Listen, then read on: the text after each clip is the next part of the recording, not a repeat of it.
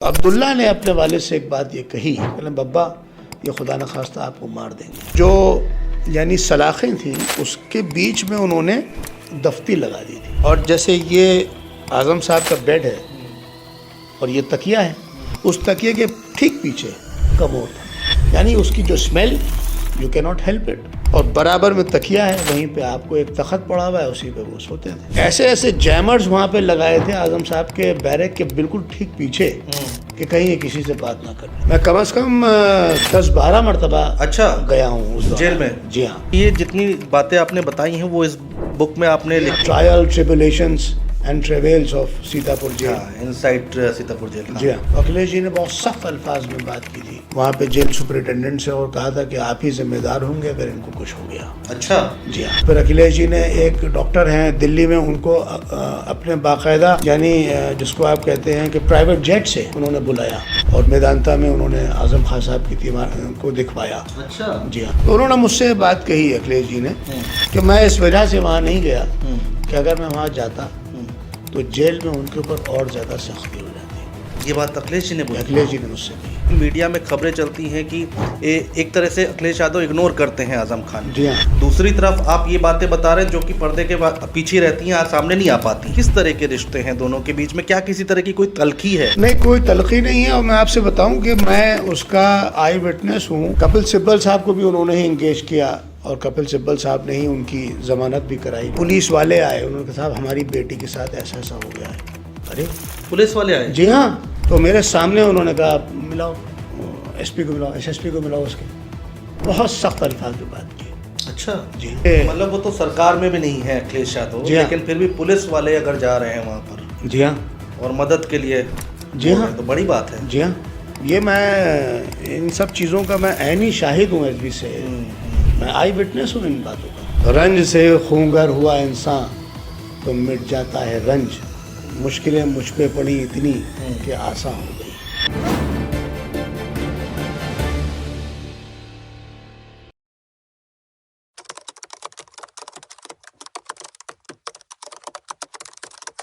नमस्कार दोस्तों, मैं हूं आपके साथ अनुज श्रीवास्तव, और आज का पॉडकास्ट हमारा बहुत खास होने जा रहा है। इस वक्त हम लोग उत्तर प्रदेश की राजधानी लखनऊ में हैं, और हमारे साथ बेहद खास मेहमान जुड़ रहे हैं। हैदर रिजवी साहब जुड़ रहे हैं, जिन्होंने कई किताबें लिखी हैं, और एक किताब की चर्चा आज हम करने जा रहे हैं जिसको 2 दिन पहले ही लॉन्च किया गया है। वो किताब है आजम खान जी पर, वो किताब है सीतापुर जेल को लेकर। उसमें क्या कुछ इन्होंने खुद देखा है वो बयां किया है, यानी कि आंखों देखा हाल बयां किया है सीतापुर जेल का। और आजम खान साहब से जो मेरी ऑफ द रिकॉर्ड बात हुई है, 93 से आपके संबंध है, बहुत करीब से इन्होंने देखा है, बहुत करीब से इन्होंने जाना है। सूचना आयुक्त रहे हैं, रिटायर हो चुके हैं, और ना जाने कितने आर्टिकल इन्होंने लिखे हैं। टाइम्स ऑफ इंडिया से लेकर तमाम अखबारों में आपके आर्टिकल आते रहे हैं, और संपादकीय आते रहे हैं, और लोगों ने उसको बहुत पसंद किया है। रिजवी साहब, बहुत स्वागत है। जी, बहुत शुक्रिया। रिजवी साहब, आपने ये जो किताब लिखी है जो मेरे हाथ में है, जी जी, इसके बारे में हम चर्चा करेंगे, लेकिन सबसे पहले दर्शकों को आप अपने बारे में जल्दी से एक बार बताएं। जी, मेरा नाम हैदर अब्बास है, और मैं लखनऊ से ही इलाका रखता हूँ, और मैं एक एडवोकेट भी रहा हूँ, और मैं फ्रीलांस जर्नलिस्ट रहा। तो पहले तो मैं फ्रीलांसिंग करता था, टाइम्स ऑफ इंडिया में, हिंदुस्तान टाइम्स में लिखता था, द एशियन एज दिल्ली में मैंने लिखा। हिंदुस्तान टाइम्स में एक पेज नंबर 4 पे सीरियस एक पेपर आता था, परहैप्स एवरी वेडनेसडे, तो उस पर मैं इश्यूज़ के ऊपर, तो उस पर मैंने कई कॉपीज़ लिखी जी। फिर after that slowly and slowly I shifted from 2003 onwards. फिर मैंने लीगल इश्यूज़ और ह्यूमन राइट इश्यूज़ पे बहुत लिखा। फिर मैंने फिल्म रिव्यूज़ किए, मैंने बुक रिव्यूज़ किए, and this carried on until 2012। फिर 14 में मेरा ये पोजीशन आई कि मैं यूपी स्टेट इंफॉर्मेशन कमिश्नर रहा। For 5 years I was there, but after that 5 years again I took to writing. तो आप लोगों ने ज़रूर सुना होगा professor Jaffrelot ji, who is from France, और वो इंडिया के ऊपर अथॉरिटी जाने जाते हैं। तो मेरा एक यानी बड़ी ख्वाहिश थी कि मैं उनके साथ एक कॉपी लिखूं। फिर मैंने उनके साथ कई कॉपीज़ लिखी। अच्छा। इंडियन एक्सप्रेस में मैंने फर्स्ट एडिटोरियल कॉपीज़ लिखी, फिर मैंने द वायर में लिखा, द प्रिंट में लिखा, द इंडिया कॉन्क्लेव में लिखा, नहीं सॉरी, यस, इंडिया कॉन्क्लेव में लिखा। उसके बाद मिली गैजेट में लिखा, the counter view, counter currents, the scribe, article 15। तो hundreds and hundreds of published articles हैं मेरे, which are devoted to politics, regional politics, national politics, international relations, foreign policy, geostrategic relations, इन सब पे मैं लगातार लिखता रहा हूँ। तो मैं समझता हूँ कि लास्ट फ्रॉम 2020 ऑनवर्ड्स जी मोर देन 400 आर्टिकल्स मेरे पब्लिश हुए हैं, जिसमें मैंने 2 किताबें भी लिखी हैं। एक तो मेरी किताब जो थी जिसको कि अखिलेश जी ने रिलीज़ किया था, my musings against march to majoritarianism, और दूसरी किताब जो है मेरी द इंडिया नेशनल के नाम से है, जिसको कि अखिलेश जी से मैंने गुजारिश की है कि वो भी उसको रिलीज़ करें। जी, तो let us see how it takes. जी, तो अब आ जाते हैं हम लोग अपने मुद्दे पर। जो ये लेटेस्ट किताब आपने लिखी है जी, और इसमें भी कई सारे आर्टिकल्स हैं, ये आपने क्या सोचा, क्यों लिखने की नौबत आई, ऐसा क्या देखा आपने? ये असल में मेरा ये मानना है कि रिटन वर्ड विल सर्वाइव। जो स्पोकन वर्ड्स हैं, स्पोकन लैंग्वेज है, वो जाहिर है कि वक्त के साथ साथ उनका असर ज़ायल हो जाता है, लेकिन जो लिखा हुआ लफ्ज़ है वो कंटिन्यू करता है। तो मैं बहुत यानी हिस्ट्री में इंटरेस्टेड रहा हूँ। मैंने बहुत से ट्रेवलॉग्स पढ़े हैं। मैं आर्काइव्स डिपार्टमेंट जाके मैंने ओरिजिनल कॉपीज़ देखी हैं। तो वो जो चीज़ें हैं, यानी आज से 300 साल पहले, 400 साल पहले, वो जो रिटन वर्ड्स हैं वो आज भी सर्वाइव करते हैं। तो मेरा यही मानना है कि चाहे भले कोई भी बात हो तो उसको यानी अल्फाज के साथ साथ उसकी इबारत भी होनी चाहिए। तो इसी सिलसिले से जब आज़म खां साहब को जेल हुई और एकदम से हालात यूपी पॉलिटिक्स के बदले 2019 के बाद,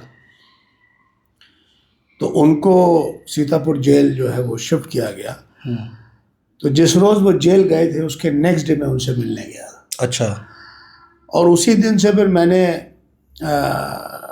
अपने एनेक्डोट्स लिखे, वहाँ से वापस आए। और जाहिर है उसके बाद कुछ ही दिनों के बाद फिर कोरोना आ गया। कोरोना के बाद फिर जाहिर है everything was at a stand still, कोई दुनिया ही रुक गई थी। तो कई महीने वो जेल में ही रहे। वे बिलाखिर उनको वो कोविड-19 पॉजिटिव हो गए थे, कोविड पॉजिटिव हो गए थे। तो वहाँ से उनको शिफ्ट किया गया।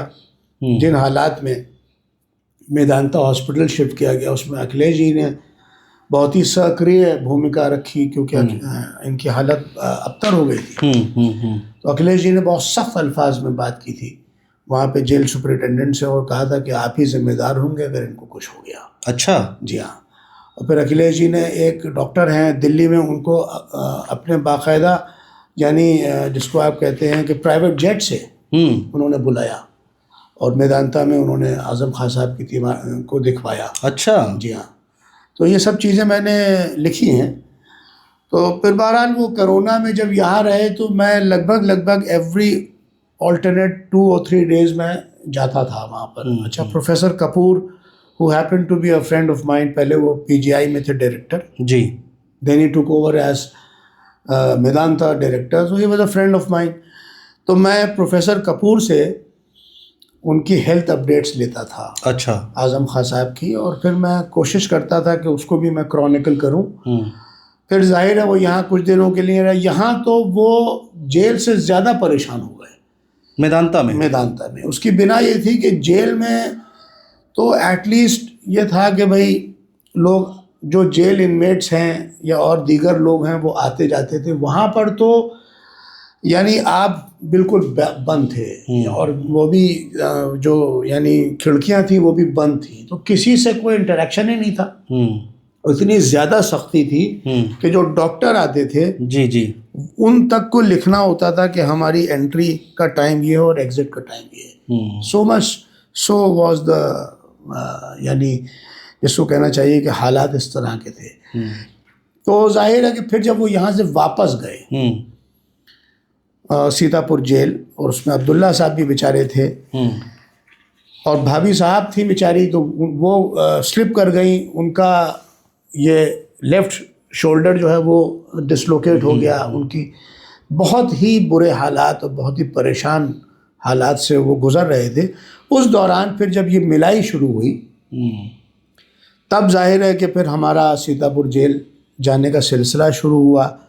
उसके लिए जो नेसेसरी यानी स्टेप्स थे, तो हमें हर बार RT-PCR कराना था, और RT-PCR के बाद जाहिर है कि उसकी वैलिडिटी 48 आवर्स की होती है। जी जी। तो नेक्स्ट मॉर्निंग चले जाते थे और उसी में फिर वहाँ जाके जेल में तमाम फॉर्मेलिटीज़ और सब होती रहती थी। और बिलाखिर ये है कि वहाँ से जब वापस आते थे तो वापस आके एक आर्टिकल ज़रूर लिखते थे। अच्छा। जी हाँ, वो आर्टिकल पब्लिश होते रहे धीरे धीरे। वो आर्टिकल का बेस क्या था जो आपने जेल में देखा? जी हाँ, उसको आपने शब्दों में उतार दिया। जी हाँ, वो जिसको आप कहते हैं प्रीमा facie in the legal terms, जी, प्रथम दृष्टिया एज वी से। तो प्रथम दृष्टिया मैं जो भी वहाँ देखता था, अथॉरिटीज़ का बिहेवियर क्या है, जेल इनमेट्स का बिहेवियर क्या है, जो लोग वहाँ उनसे मिलने आते थे वो जिस तरह, अच्छा देखिए, मुलाकात भी हार्डली 1 घंटा होती थी। उसमें शुरू के 8-10 मिनट तो लोग रोते रहते थे, और आज़म साहब जो है वो उन्हीं की ढारस बंधवाया करते थे। अच्छा। अरे नहीं, परेशान ना हो, मैं आऊँगा, इस तरह से। और आप यकीन जानिए कि लोग वहाँ पर बाकायदा किराए पे, जेल के आसपास उन्होंने किराए पे मकान ले लिए थे, लेकिन वो मिल नहीं पाते थे आज़म साहब से। यानी 5-5 दिन 8-8 दिन होटल्स में रुकते थे और अर्जी लगाते थे और अर्जी नहीं मिल पाती थी। लेकिन मैं देखता था कि जैसे 1 घंटे के बाद, 1.5 घंटे के बाद हम वापस आए तो पता चला बाहर लोगों की जो तादाद है वो 20-22 लोग, 25 लोग और खड़े हैं, और इतने ही फल और इतने ही ड्राई फ्रूट्स और दीगर चीज़ें। तो आज़म खां साहब शाम को सारी, सबसे पहले महिलाएं जो बेचारी होती थी उन सबको बुलाते थे और वो सारे फल सब बांट देते थे। अच्छा। जी हाँ, और बेकरी के आइटम्स होते थे। अच्छा, जब भी हम भी जाते थे तो अपना इस्तेताअत जो हमारी थी, तो हम भी ख़ास तौर पे जो ये आपका टोन मिल्क होता है वो हम लेके जाते थे, जो पैक्ड होता था, और जितने भी आइटम्स हम लेके जाते थे खाने पीने के, वो ऐसे ही लेके जाते थे जो पैक्ड हों। तो ये सिलसिले रहे। फिर उसके बाद 2022 में आज़म खां साहब की रिहाई हुई। तो जिस दिन रिहाई हुई उस दिन भी हम थे। उसके बाद तमाम इलेक्शंस हुए, तो मैंने वो भी जो रामपुर में जो इलेक्शंस के अंदर जो कुछ हुआ, जी जी, उस पर मैंने कॉपी लिखी है, द वैंक्विश्ड विक्टर। जी। तो वो मैंने काफ़ी उनकी लाइफ को और पॉलिटिकल लाइफ को मैंने क्रॉनिकल किया है उस आर्टिकल में। जब आप जेल में जाते थे आज़म खान साहब से मिलने, तो क्या बातचीत होती थी 1 घंटे के दौरान? 1 घंटे में उस वक़्त असल में असेंबली का इलेक्शन भी था जी। तो बहुत से लोग तो ऐसे थे कि जो कि इस बिना से आते थे कि उनको टिकट यानी मिल जाए, और बहुत ऐसे भी आते थे कि जो कि उनसे बेपनाह मोहब्बत करते थे। बहुत ये वही उसी दौर की बात आप बता रहे हैं जब अखिलेश यादव भी मिलने गए थे? जी हाँ, अखिलेश जी भी मिलने गए थे इलेक्शन से पहले। जी हाँ। अच्छा, ये बात मैं आपको बताऊं, अखिलेश जी ने मुझसे कही ये बात जी कि उनका वहाँ ना जाना, अक्सर लोगों ने इस पर सवाल उठाए कि अखिलेश जी जा नहीं रहे हैं। तो उन्होंने मुझसे बात कही, अखिलेश जी ने, कि मैं इस वजह से वहाँ नहीं गया कि अगर मैं वहाँ जाता तो जेल में उनके ऊपर और ज़्यादा सख्ती हो जाती। ये बात अखिलेश जी ने बोली? अखिलेश जी ने मुझसे कही। और आप समझिए कि इससे आप अंदाज़ा कर सकते हैं कि क्या सिचुएशन है। अच्छा। जी हाँ। नहीं, मैं जब पहले इंटरव्यू की शुरुआत की तो आपने बताया कि प्राइवेट जेट से डॉक्टर को बुलाया। जी हाँ। सुपरिटेंडेंट को बहुत सख्त लहजे में उन्होंने बात की अखिलेश जी ने।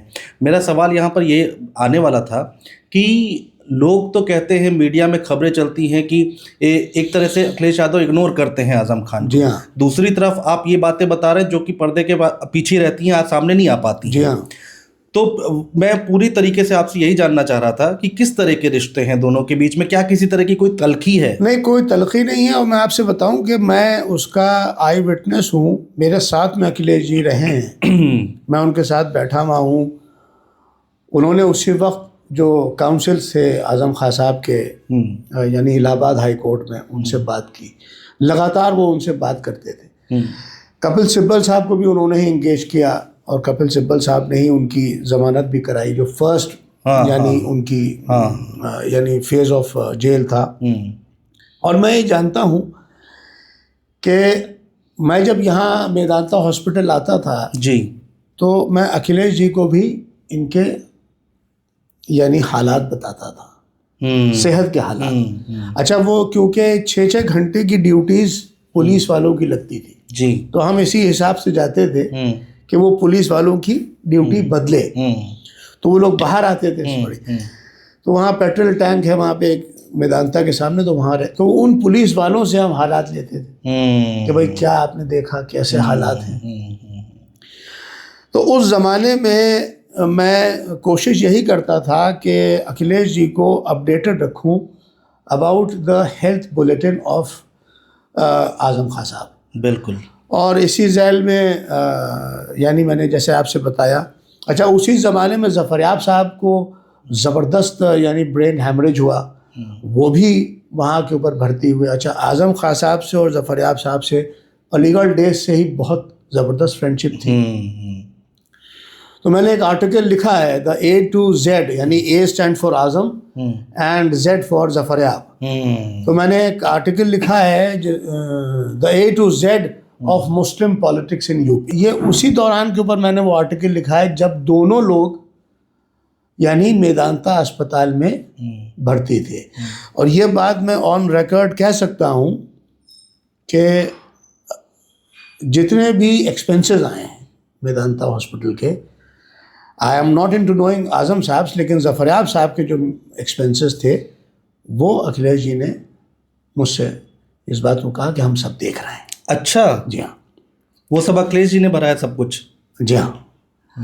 और ये भी मैं आपको बता दूं कि जिस वक्त ये जेल में ज़बरदस्त तकलीफ़ में थे आज़म साहब कोरोना के, तो इनको जेल अथॉरिटीज़ ने अलाउ नहीं किया था कि आप मेदांता जाएंगे, और कहा कि लिख के दीजिए कि आप एक्सपेंसेस खुद बेयर करेंगे पर्सनल लेवल पे।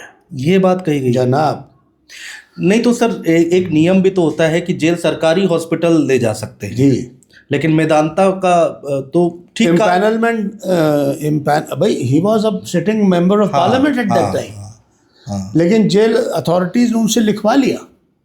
और ये बात भी हुई कि मेडिकल कॉलेज ले जाएंगे KGMU या PGI लेके जाएंगे।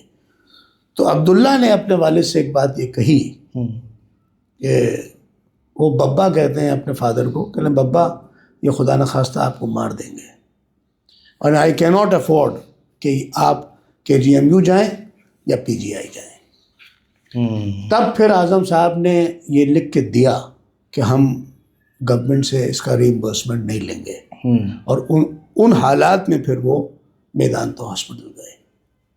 फॉर्चुनेटली अभी हयात हैं। आज़म साहब का ये कहना है कि मुख्तार अंसारी साहब की जो वफ़ात है उसने उनको जिला दिया, उसी ने, उनकी मौत ने उनको ज़िंदगी दे दी। ये बात वो कहते हैं। एक हैरत अंगेज़ तौर पे और भी बात हुई जी कि जब जाहिर है कि उस वक्त तो अजीब दौर था।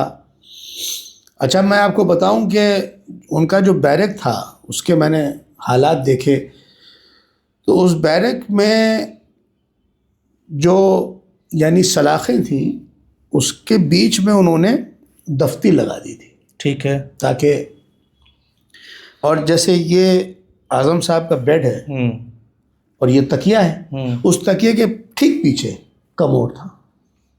अच्छा, यानी उसकी जो smell you can not help it, और बराबर में तकिया है, वहीं पे आपको एक तख्त पड़ा हुआ है, उसी पे वो सोते थे। जेल अथॉरिटीज़ ने, आप यकीन जानिए, ऐसे ऐसे जैमर्स वहाँ पे लगाए थे आजम साहब के बैरक के बिल्कुल ठीक पीछे कि कहीं ये किसी से बात ना कर लें। अरे भाई कैसे बात कर सकते हैं? उनके बैरक से जब आप बाहर निकलते हैं तो छोटा सा एक आंगन था, उसी आंगन में हम लोग बैठते थे। अच्छा कभी कभी ऐसा भी हुआ कि आंगन में बैठे हैं, ज़बरदस्त पानी बरसने लगा, सर्दियाँ भी हैं, तो अंदर कॉरिडोर में चले गए, तो लकड़ियाँ जला ली, इस तरह से करके जो जेल के एम्प्लॉयज़ आते थे वो लोग करते थे। तो वो जो आंगन था, तो उस आंगन का जो दरवाज़ा था उसके ऊपर कैमरा लगाया हुआ था। अच्छा। जी हाँ, every movement was being monitored from Lucknow. ये सब आपने अपनी आंखों से देखा? जी हाँ, मैं बहरहाल शुक्रिया अदा करूँगा मौजूदा सरकार के जो जेल राज मंत्री साहब हैं, मेरी उनसे भी बात हुई और मैंने उनसे गुजारिश की। वो मुझे जानते भी हैं क्योंकि एक सीतापुर जेल के ठीक सामने एक फ्लाईओवर है जी, उससे पहले ये रहते हैं राही साहब जो कि जेल राज मंत्री हैं, और उसके फ्लाईओवर के फ़ौरन बाद अनूप गुप्ता साहब रहते हैं। अनूप गुप्ता साहब के वालिद साहब से मेरी दोस्ती थी। अच्छा। ओम प्रकाश गुप्ता साहब। तो अनूप साहब उसी तरह से मैं उनको मानता हूँ, वो भी मुझे मानते हैं। तो हम लोग अनूप गुप्ता साहब के यहाँ ही जाकर रुकते थे और वो ही ये सारी चीज़ें किया करते थे। RT-PCR की कॉपी, आइडेंटिटी की कॉपी, क्योंकि मैं बार काउंसिल का भी मेंबर हूँ तो मैं उसका भी ID दिया करता था, तो वो सारी जेल अथॉरिटीज़ उसको एग्ज़ामिन करती थी। बहरहाल मैं ये कहूँगा कि मैं खुशनसीब हूँ कि एटलीस्ट मैं आज़म साहब से शायद सबसे ज़्यादा मरतबा मैं ही मिला जाके। अच्छा, कितनी बार मिले होंगे आप? मैं कम से कम 10-12 मरतबा अच्छा गया हूँ उस दौरान जेल में? जी हाँ। अच्छा कई मरतबा ऐसा भी होता था कि हम लोग पहुँचे और पता चला आज़म साहब की तबीयत अच्छी नहीं है। अब जाहिर है कि यहाँ से सीतापुर गए तो वहाँ पर पूरा दिन तो जाता ही है, तो जो सामान लेके जाते थे वो सामान पहुँचवा देते थे अंदर। कभी कभी एक मरतबा शिवपाल जी आए तो फिर उस दिन अकेले आज़म साहब ने फिर उस दिन किसी से मुलाकात नहीं की। तो ये सिलसिले उस दौरान रहे। तो कुल मिलाकर अच्छा एक चीज़ बताइए कि ये जितनी बातें आपने बताई हैं वो इस बुक में आपने? जी हाँ, मैंने इन सब चीज़ों को इस छोटी सी किताब में, यानी इसका जो मैंने उन्वान है कि trial tribulations and travels of Sitapur jail. हाँ, इनसाइड सीतापुर जेल। जी हाँ।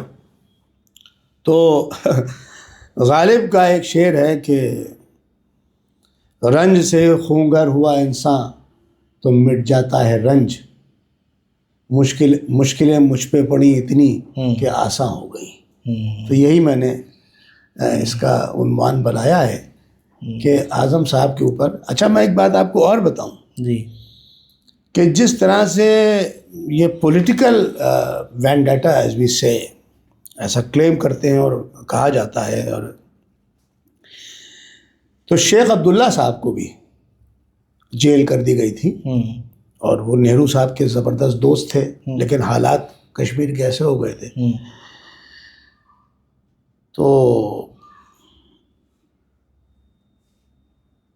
नेहरू साहब ने शेख अब्दुल्ला साहब से कहा कि अगर आप हमारी बात नहीं मानेंगे तो हम आपके हाथों में सोने की जंजीरें डाल देंगे। ये जुमला उन्होंने, और बिलाखिर उनको जेल हो गई।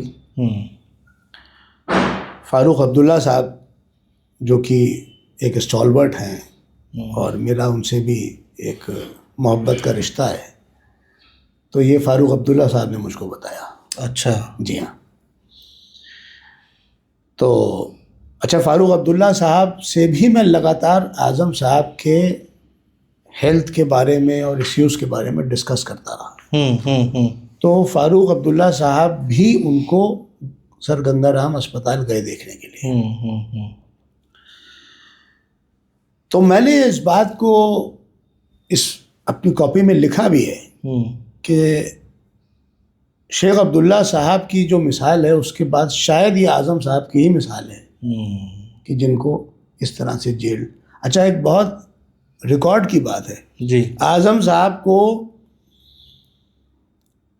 बेल हुई, यानी बेल का ऑर्डर हो गया है, साइन नहीं हुआ है। जिन जज साहब ने ये 10:10 पे ऑर्डर, उनका 11 बजे ट्रांसफ़र हो गया।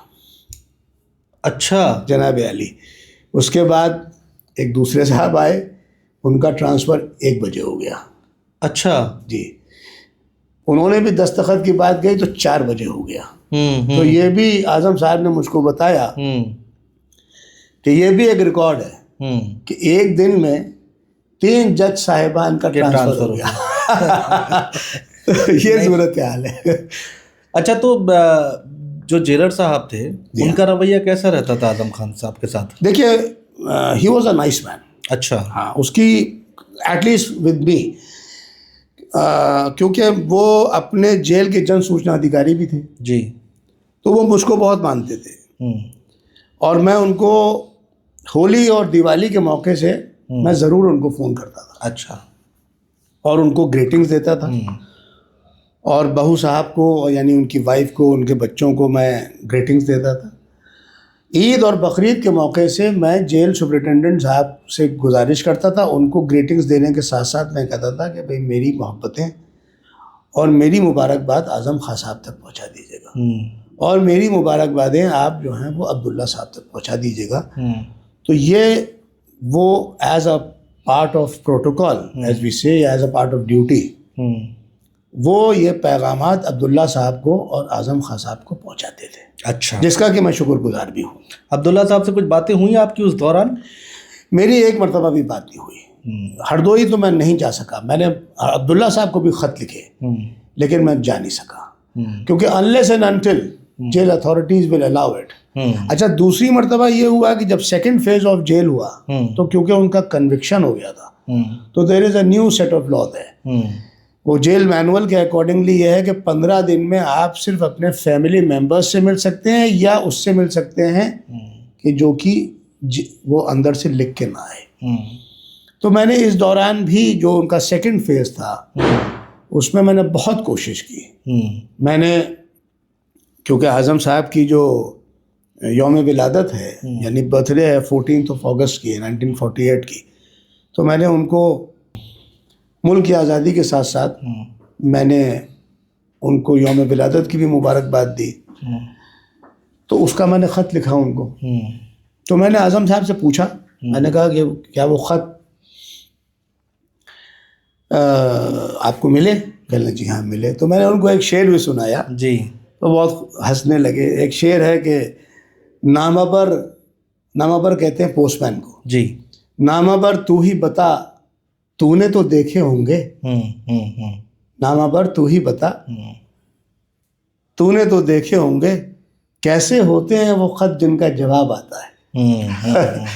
तो उस पर वो, मतलब इसमें एक लतीफ़ पहलू है, तो उस पर आज़म साहब हंसने लगे। तो बहरहाल इस तरह के हालात रहे, लेकिन उन्होंने मुझसे एक बात कही। उन्होंने कहा कि जेल में जो मुझे इंस्पिरेशन मिला वो मुझे शेख अब्दुल्ला से मिला। अच्छा जी। मैंने पूछा कैसे? तो उन्होंने कहा कि जब अलीगढ़ के हम लोग अलीगढ़ की माइनॉरिटी कैरेक्टर की कैंपेन कर रहे थे और पूरे इंडिया से लोग दिल्ली में जमा हुए, तो अलीगढ़ मुस्लिम यूनिवर्सिटी को मैं रिप्रेजेंट कर रहा था। अच्छा, ये जनरल सेक्रेटरी भी रहे जी यूनियन के और तमाम चीज़ें। तो कहने लगे मैं शेख अब्दुल्ला साहब से जाके मिला जेल में, तो मैं काफ़ी डिस्पोजेस्ड था और डिप्रेस्ड था। तो उन्होंने कहा कि क्या बात कर रहे हो, मुझको नहीं देख रहे हो, मैं कितने सालों से यहाँ जेल में हूँ, लेकिन क्या मेरा हौसला कम हुआ? तो आज़म साहब ने एक बात ये कही कि शेख अब्दुल्ला साहब की उस जुमले ने उनको बहुत यानी तहरीक दी, कैंपेन दी। और यही बात उन्होंने फारूक अब्दुल्ला साहब से कही कि आप जिस बाप के बेटे हैं आप हमारे सर का ताज हैं। ये बात उन्होंने कही। तो इस तरह की तमाम चीज़ें। लेकिन सर है क्या जी कि बहुत सारे लोग ये कहते हैं कि चलिए भाई इतने मुकदमे लगे हैं आज़म खान साहब पर, ठीक है कुछ केसेस अगर हम छोड़ दें, लेकिन लोग ये भी कहते हैं कि क्या एक भी मुकदमा सही नहीं होगा, सारे मुकदमे फर्जी कैसे हो सकते हैं? इसकी रिगार्डिंग आपकी कुछ बात हुई आज़म खान साहब से? भाई देखिए, जिसको आप कहते हैं बाढ़ आ गई मुकदमात की, जी।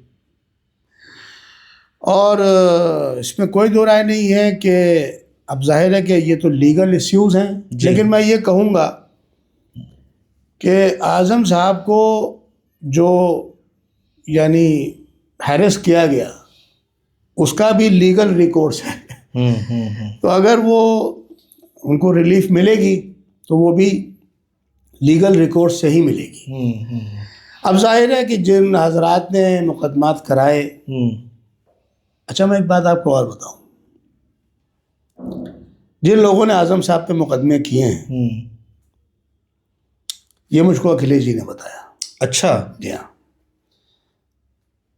उन सबको अखिलेश जी ने बुलाया और कहा कि भाई ये क्या है, तो उन्होंने कहा कि हमारी ज़मीन, हालांकि वो एक लीगल इश्यू है, तो अखिलेश जी ने कहा कि अच्छा ऐसा है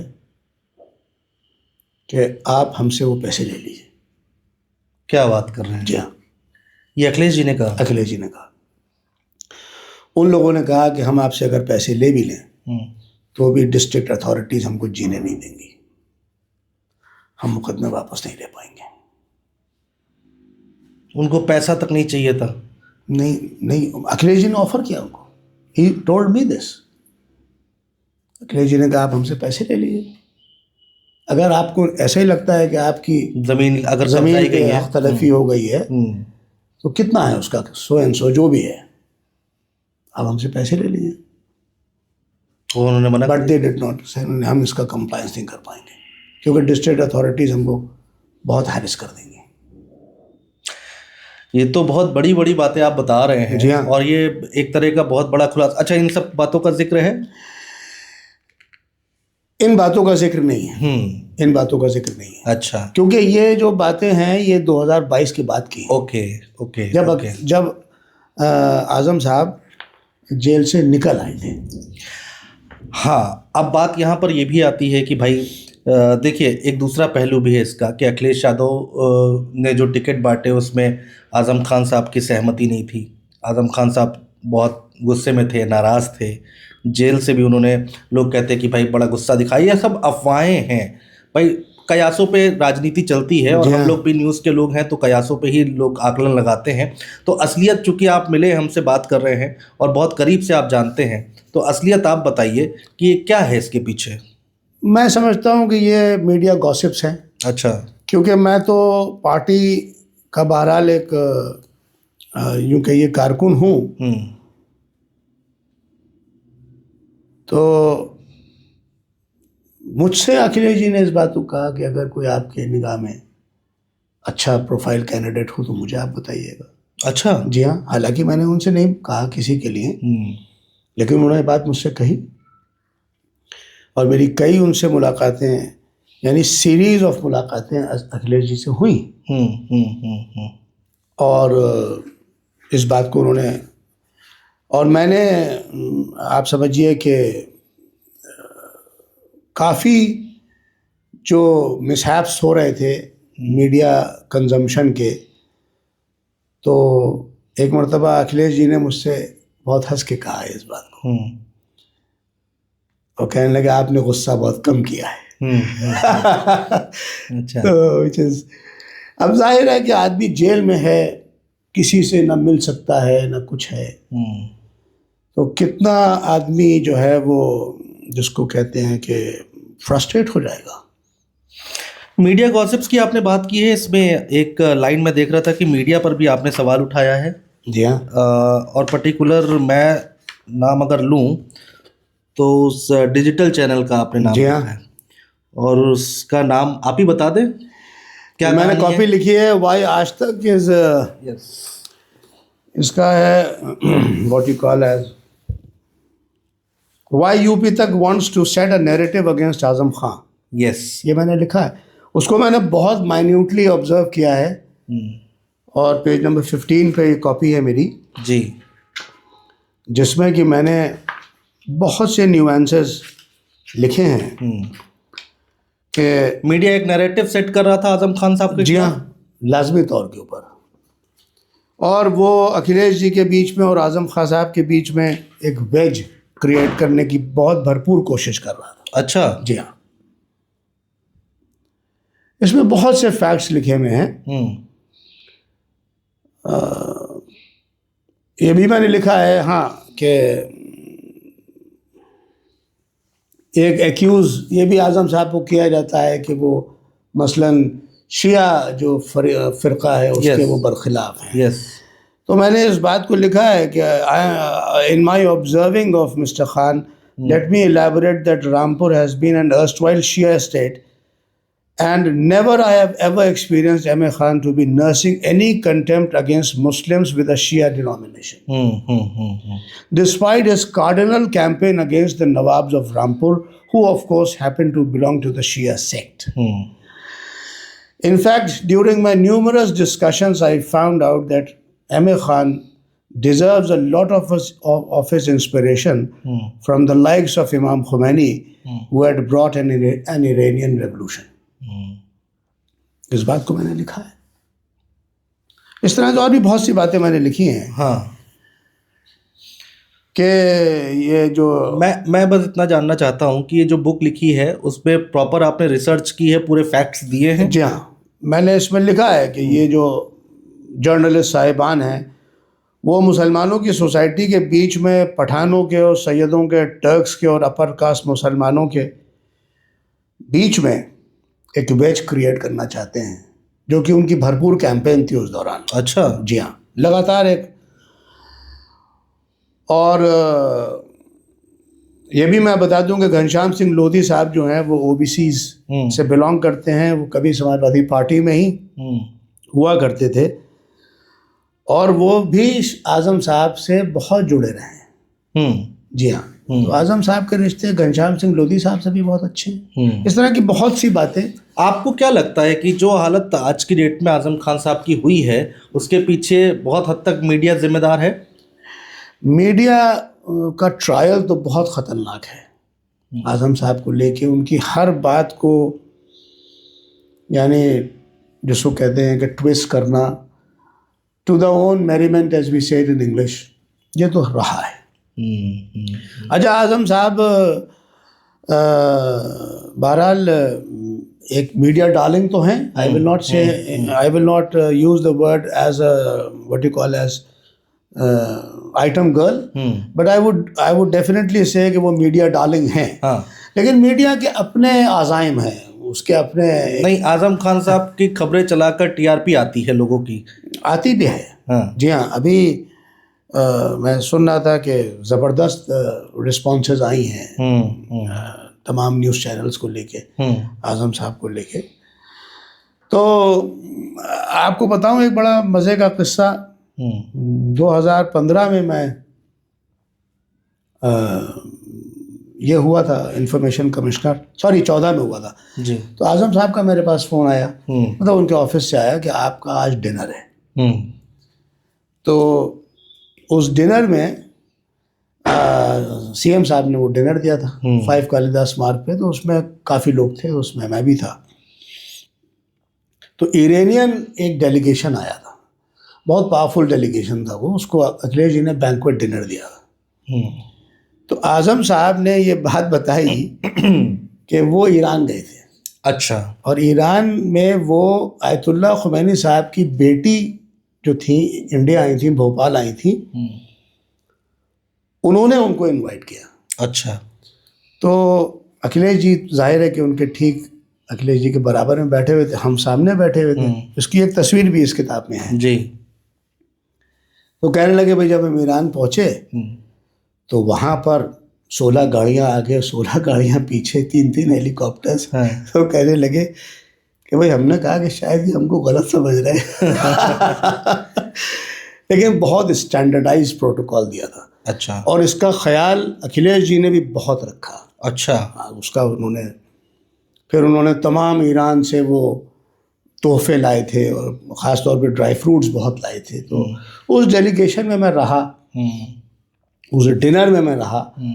तो ये जो एक मिसनोमर है कि वो मसलन शिया फ़िरक़े के ख़िलाफ़ या शिया हज़रात के ख़िलाफ़ जी कोई ख़ास नज़रिया जी, रखते हैं, जी ऐसा कतई नहीं नहीं है। क्योंकि मेरा 1993 से आज़म साहब से रिश्ता है जी और मुझको उन्होंने कई मरतबा इस बात को कहा। जब 2012 में उनके ख़िलाफ़ लखनऊ में कैंपेन चल रही थी तो उन्होंने मुझसे इस बात को कहा कि हैदर साहब, मेरा चाहे कितना ही बड़ा नुकसान हो जाए, मैं इस को कभी भी शिया और सुन्नी नहीं होने दूंगा।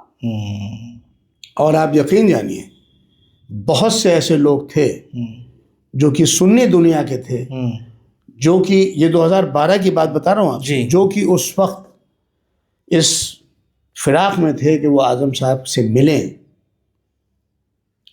और उनसे इजहार यानी उखुवत करें, लेकिन आज़म साहब ने उनसे मिलने से इनकार कर दिया और कहा कि नहीं, मैं इस प्रोटेस्ट को, जो ये प्रोटेस्ट हो रहा है लखनऊ में मेरे ख़िलाफ़ और समाजवादी पार्टी के ख़िलाफ़, उसको मैं कभी शिया और सुन्नी में तब्दील नहीं होने दूंगा, ये उन्होंने मुझसे कहा।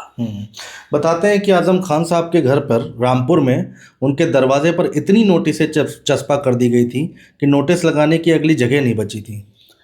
जी हाँ, और एक बात और आपको बताऊं जी, जब ये जेल में थे तो एक शख्स आया इनकी गली में, उसका सीसीटीवी फुटेज भी है, और उसने कुछ सामान इनके घर के आंगन में फेंक दिया, उस दरवाजे के मतलब जो गेट है उसके अंदर फेंक दिया। अच्छा। जी हाँ, और उसकी कोई इंक्वायरी नहीं हुई और डिस्ट्रिक्ट अथॉरिटीज़ ने कह दिया कि वो एक इंसेन माइंड का है। Is it possible? एक काले रंग की पॉलीथीन बैग में, उसमें क्या था गॉड नोज, ये पता नहीं चल पाया क्या था उसमें, आई डोंट नो। लेकिन अगर आप सोचिए, अगर उसमें कोई एक्सप्लोजिव होता, लेकिन ऐसा हुआ, उनके घर में बाकायदा सामान फेंका गया और ये कह दिया गया कि वो एक मेंटली चैलेंज्ड आदमी था जिसने ऐसा किया। तो इस तरह के बहुत से हालात रहे हैं। तो इसी तरह से ये अखिलेश जी के बारे में कुछ बताइए। ऐसे तो बड़ा उनका नेचर बड़ा हंसी मजाक वाला रहता है पत्रकारों के साथ, लोगों के साथ, लेकिन लोग बताते हैं उनका गुस्सा भी बहुत खतरनाक है। गुस्सा तो है, बहरहाल शेड्स तो इंसान के होते ही हैं, लेकिन मैंने कभी देखा नहीं। हाँ, एक बात आपको और बताऊं, एक मरतबा अखिलेश जी के साथ में था, तो शायद बिजनौर के कुछ सिख हजरात आए जी, 5-6 लोग रहे होंगे, and they were almost in tears. वो समझ लीजिए उसमें एक 4 लोग तो ऐसे हाथ जोड़ के खड़े हो गए, रोने लगे। अच्छा। और एक शख्स बोल रहा था, शायद नजीबाबाद के थे या बिजनौर के थे, बहुत अच्छे गुड लुकिंग हैंडसम बॉयज थे। तो मैं अखिलेश जी के साथ में था, तो क्योंकि वो एक इमरजेंसी थी तो अखिलेश जी ने उन लोगों को बुला लिया। उन्होंने कहा, साहब हमारे ऊपर इतने मुकदमे लगा दिए हैं कि हमारी सब ज़मीनें बिक गई हैं। अच्छा जी।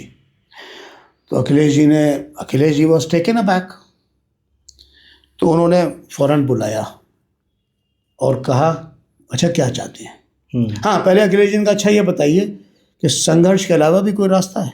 कहा नहीं। तो अखिलेश जी ने पूछा, अच्छा बताइए क्या क्या चाहते हैं आप? तो उसमें 2 लड़के थे जो कि बहुत यंग थे, दे वर हार्डली 20 ईयर्स। ओके। तो उन्होंने कहा कि सर तो नहीं कहा कि इन लोगों को कनाडा भिजवा दीजिए। तो अखिलेश जी ने कहा कि कितना खर्च आएगा? कहा इतने लाख आएगा। कहा हम करेंगे। अच्छा जी। उसके बाद बुलाया, कहा वो लाए हैं पासपोर्ट्स लाए हैं? कहा लाए। तो जिस बंदे को बुलाया, कहा इनका वीज़ा फॉर्मेलिटीज़ पूरी कराओ, इनको कनाडा जाना है।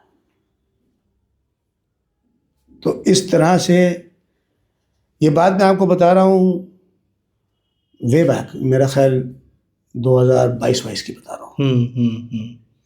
इलेक्शन के आसपास की बात है। इलेक्शंस हो गए थे। जी हाँ, इलेक्शंस के बाद की बात बता रहा हूँ। तो इस तरह से बहुत सी बातें मैंने अखिलेश जी की गौर की। तमाम लोग आए, पुलिस वाले आए, उन्होंने कहा, साहब हमारी बेटी के साथ ऐसा ऐसा हो गया है। अरे, पुलिस वाले आए? जी हाँ। तो मेरे सामने उन्होंने कहा, मिलाओ, एसपी को मिलाओ, एसएसपी को मिलाओ, उसके बहुत सख्त अल्फाज में बात की। अच्छा, जी हाँ। तो मतलब जिसको कहते हैं कि मतलब वो तो सरकार में भी नहीं है अखिलेश यादव, जी हाँ। लेकिन फिर भी पुलिस वाले अगर जा रहे हैं वहां पर जी हाँ, और मदद के लिए जी बोल रहे हाँ, हैं, तो बड़ी बात है। जी हाँ, ये मैं इन सब चीज़ों का मैं ऐनी शाहिद हूँ एसबी से, मैं आई विटनेस हूँ इन बातों का। तो ये सब बहरहाल सूरत हाल है। जी हाँ। अखिलेश यादव पर भी बुक लिखेंगे आप? अखिलेश जी पे तो अभी कोई ऐसा वो नहीं है। अभी तो मैंने उनसे वक्त कहा है कि जो मेरी दूसरी किताब है द इंडियन नेशनल, उसको वो रिलीज करें, लॉन्च करना है उसको। तो मैं इंतज़ार कर रहा हूँ कि ये बिहार के इलेक्शंस होना है। अच्छा, तो आई वेरी सिंसियरली होप कि उसके बाद हमारी नशिस्त होगी। आजम साहब से लास्ट टाइम मुलाकात कब हुई? कल रात में जब वो फाइनली, अच्छा। जी हाँ, तो वो असल में इस मर्तबा जब आए थे तो असल में मेरा उनसे बहुत ही, जिसको कहना चाहिए कि पीर व मुर्शिद का यानी रिश्ता है, बहुत मोहब्बत का रिश्ता है। मेरी वालिदा मरहूमा आज बेचारी दुनिया में नहीं है, तो हमको उन्होंने आज़म साहब ने एक डिनर दिया था अपने आवास पे। अच्छा। तो मेरी वालिदा मेरे साथ गई थी और आज़म साहब की वालिदा बेचारी उस वक्त जाती रही थी। तो आज़म साहब का जो एक बहुत खूबसूरत सा सोफ़ा था तो वो बीच में था। तो जब मेरी मम्मी को उन्होंने देखा, कहा नहीं आप यहाँ बैठिए, और कहने लगे आप तो मेरी माँ में बहुत मिल रही हैं, मेरा जब भी कभी दिल घबराएगा तो मैं आपके पास आ जाया करूँगा। अच्छा। जी हाँ, ये बात 2014 की है। फिर my mother had brain stroke.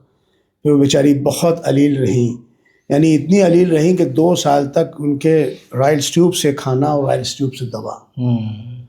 लेकिन हम लोगों ने तीमारदारी की कि उनको बेडसोर नहीं होने दिया। तो जब मंत्री जी 2022 में जेल से आए तो उन्होंने मुझसे कहा, तो कहने कि मैं आऊँगा, तो वो मेरे घर आए थे। अच्छा। तो मेरी वालिदा की अयादत के लिए आए, और मेरे बच्चे जब ट्विन बेबीज़ हुए, my wife is a gynaecologist, तो हम लोग 100 दिन अस्पताल में रहे NICU में। तो जब बच्चे घर आए 2018 में, तो आज़म साहब बच्चों को देखने आए थे। कल क्या बात हुई, कुछ खास बात? कल तो तमाम लोग आ रहे थे मिलने के लिए, क्योंकि रात में 10:30 बजे वो यहाँ से तशरीफ़ ले गए। तो मैंने कहा कि भाई नेक्स्ट विजिट आपकी कब है? कहने बहुत जल्दी होगी।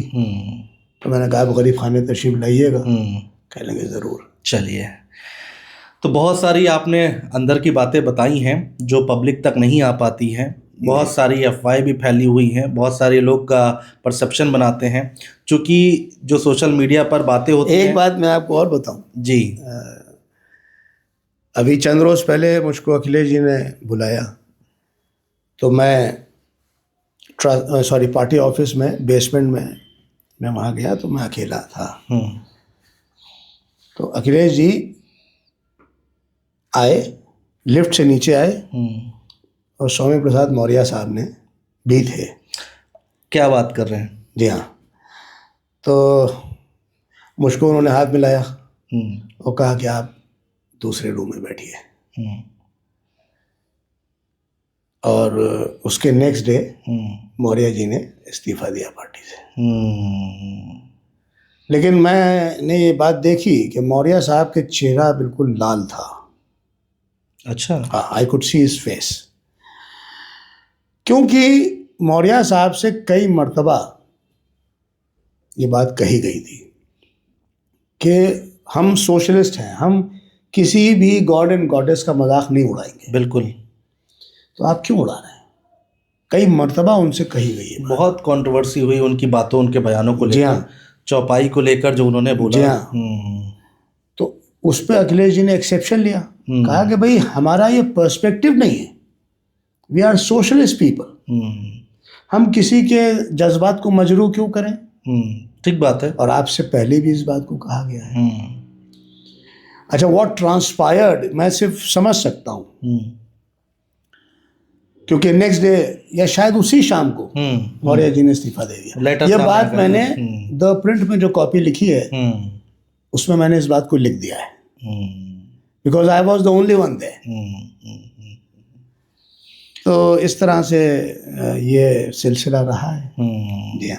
नहीं, बहुत सारी बातें आपसे, बहुत किस्से हैं, और हम इस पॉडकास्ट को अब वाइंड अप कर रहे हैं, और इस वादे के साथ कि अगली बार एक बार फिर आपके साथ बैठेंगे जरूर। और ढेर सारी बातें करेंगे उत्तर प्रदेश की राजनीति को लेकर, सपा को लेकर, अखिलेश यादव, तमाम चीज़ें उनकी बातें समझने की कोशिश करेंगे जो बातें बाहर नहीं आ पाती हैं, जैसा कि आपने अभी बताया है।